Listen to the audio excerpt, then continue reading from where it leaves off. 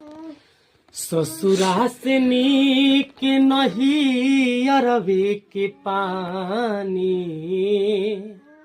जहवा सयान भैनी निखरल जवानी।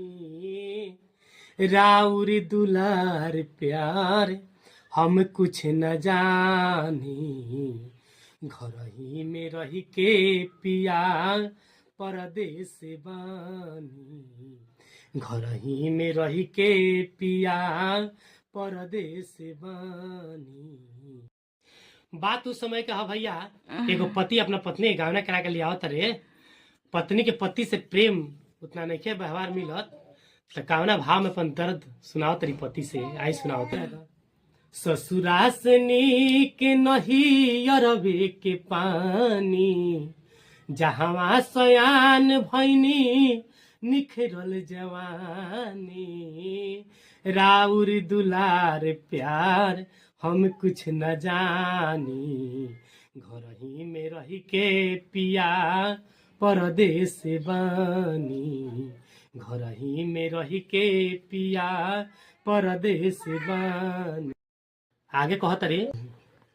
भोर ही निकले जानी राजा रउआ घर से, आइले कुबेरा रोज राति में शहर से। भोर ही निकले जानी राजा रउआ घर से, आइले कुबेरा रोज राति में शहर से। पूछला पर कहिले की रुपया कमानी, पूछला पर कहिले की रुपया कमानी। राउर दुलार प्यार हम कुछ न जानी, घर ही में रह के राजा परदेस बानी। घर ही में रह के रउआ परदेस बानी। आगे कहत रे।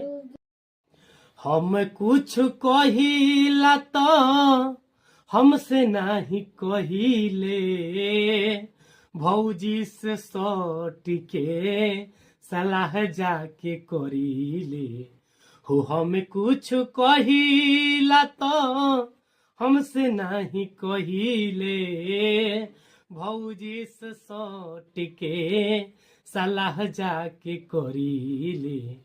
काहे कहरतानी पिया ऐसे मन मानी, काहे करतानी पिया ऐसे मन